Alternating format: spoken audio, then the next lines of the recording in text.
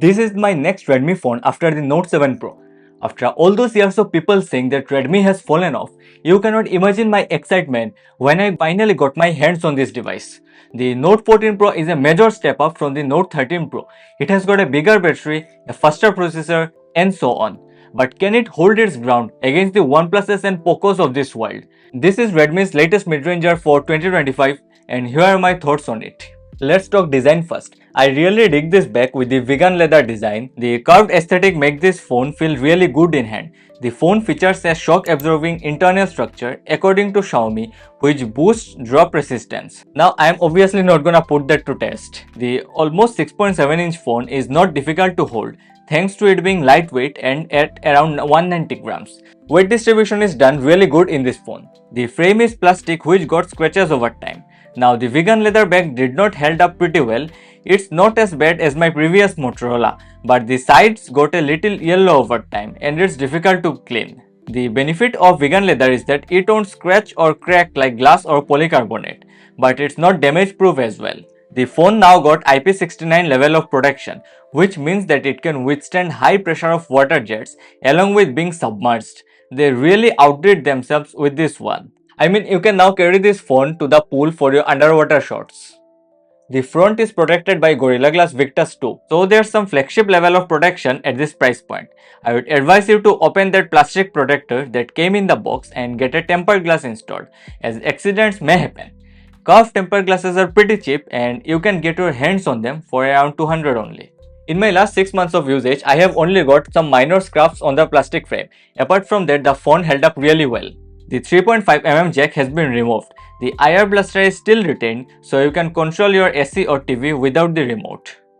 The display still hasn't changed much from the 13 series. It's a 6.67-inch AMOLED unit at Full HD Plus resolution and the usual 120Hz refresh rate. The display is sharp with 446 ppi of pixel density. While other brands are giving us 10-bit displays which can show 1 billion colors, Xiaomi went a step further and provided us with a 12-bit display. It can now display up to 68 billion colors. It supports Dolby Vision and HDR10 Plus protocols.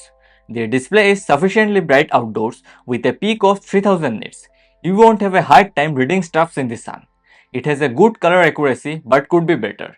Despite having several options to adjust colors, there doesn't seem to be a single setting that offers a standard sRGB color gamut with D65 white point out of the box without some tinkering, as all of the presets in it show a cool color tone. One thing I noticed is that the display dims its brightness down once you are playing HDR videos up to 4K resolution. Once you dial down the resolution, the display boosts its brightness back up. Weird bug, huh?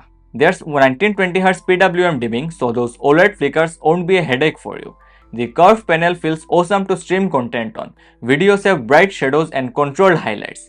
I enjoyed scrolling reels and watching movies on this display. HDR10 Plus is supported on Netflix as well. The auto brightness was a little wonky for me. Also, this is the first curved phone to get ghost touches. The fingerprint sensor is of optical type and does not feel sluggish at all.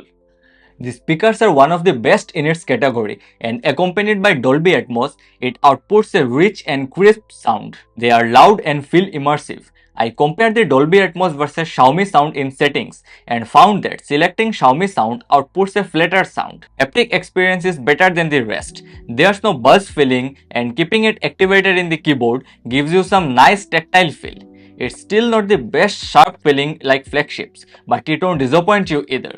By the way, drop a like if you are enjoying this video so far and subscribe to the channel if you aren't already. This small gesture helps me create more such videos. Okay, HyperOS sucks. I do not remember using a more buggy OS. The first thing that annoyed me was how my Samsung watch constantly got disconnected. The Galaxy Watch Manager app constantly kept on crashing.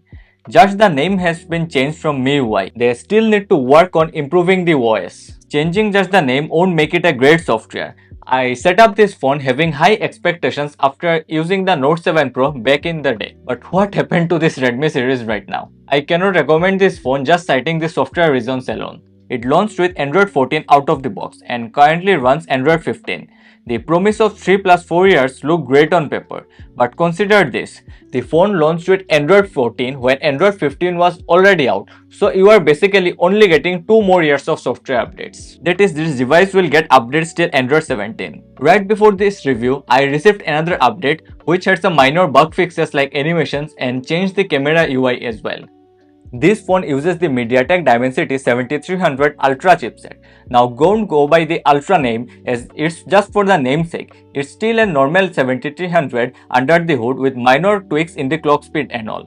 Now my variant is backed by 8GB of LPDDR4X RAM and 256GB of UFS 2.2 storage. HyperOS is smooth for most of the part in this device. You will face jitteriness at some times, maybe while scrolling through the UI or just opening up a certain app like camera. The benchmark scores are both good for GPU and CPU. It scores 6 to 7 lakhs in AnTuTu. Battery drain was minimal thanks to the 5500 mAh battery. The CPU throttling app showed promising results as well. I played PUBG in this device and it ran smooth for most of the part. Frame rates were stable in it, dipping in intense situations. This is expected from a phone in this price range. You will need to run most mobile games at a lower graphics for smoother frames. HyperOS got some gaming features in the form of Game Turbo. You can make a game appear bright or saturated, or even the touch sensitivity of a game. This is quite helpful in games like PUBG or Call of Duty. There's support for 480Hz touch sampling, which make the phone feel a lot more responsive. During my long gaming sessions with this phone, I did not face any overheating issues as well. It stayed reasonably cool most of the time. Do note that phones with metal frames tend to feel a lot warmer as metal is a good conductor of heat. This Redmi sporting a plastic frame will never feel as hot as its metal counterparts. Multitasking on this phone is fine. Sometimes you will find that even the most recent apps has been closed. Now for the battery, we have got a 5500 mAh silicon carbon battery inside this phone to juice things up. Now my typical day's usage is 5 to 6 hours only. I have been ending the day with around 40% left in the tank. So much battery left that I can even start the next day without any worries. You can easily get 7 to 9 hours of screen on time in this device with moderate usage. The charger provided in the box takes it from 0 to 100 in around 50 minutes. That's quite slow considering I use phones in the same price range which charge phones from 0 to 100 in 20 to 30 minutes only. There's no wireless charging support as well, which I totally miss. The cameras are a little disappointing on this device. The Note 14 Pro sports a 50 megapixel main sensor along with the 8 megapixel ultra wide and a useless 2 megapixel macro sensor. The front camera is at a 20 megapixel unit. I took this phone on a recent trip to test out the cameras and most of the samples I would attach are from that only. Daytime photos look good, colors look nice and natural. The dynamic range is good but there's a lot of artificial sharpening. Photos are well balanced with highlights and shadows managed properly. As long as you are not shooting directly in the sun, HDR is gonna be pretty good. The camera is not on par, let's say with my Moto H50 Pro, which is in the same price segment. It sometimes blows out the highlights and not quite as detailed. The photos look sharpened, yet when zoomed in, details are missing. Talking about the 8 megapixel ultra wide sensor, the color shifts from the main sensor. There's no details and highlight control is poor. Clicking human subjects, you can see my mom's face is smoothened even though I turned off all the beauty filters present. Skin tones are not up to the mark and it's sometimes textured. Forget having low light good portraits. Even the slightest of movements would result in a blurry image.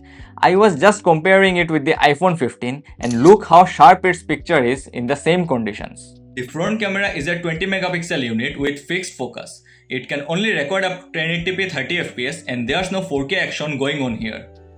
Rear camera can capture a max of 4K 30 fps with the main sensor and the ultra wide is again limited to 1080p. It's quite disappointing that a phone at this price range cannot record 4K on all rear cameras. Frame rate is again a little messed up on 4K recording. There's no artificial noise cancellation to cover things up as well. This phone targeted the display and design focused consumers, but by doing so, it cut back hugely on the camera and performance, which totally isn't acceptable from a Redmi phone. Had it been a phone from Oppo or Vivo, I would easily let that slide. Here's my 2 cents on the device though. Instead of spending on an IP69 protection or giving us the 3000 nits display, Redmi could have easily spent the money on giving us a mid-range display but with a better camera and better processor as well. These features are good, but we are dealing with a mid-range phone here and the Redmi brand was started for being the best bang for buck phones in this segment. Sadly, there's better phones in this segment currently. Let's see what the 15 series brings. Let me know your thoughts below in the comments. This is Orko, your host for today. You are watching Eraser Ninja, and I'll catch you in the next one.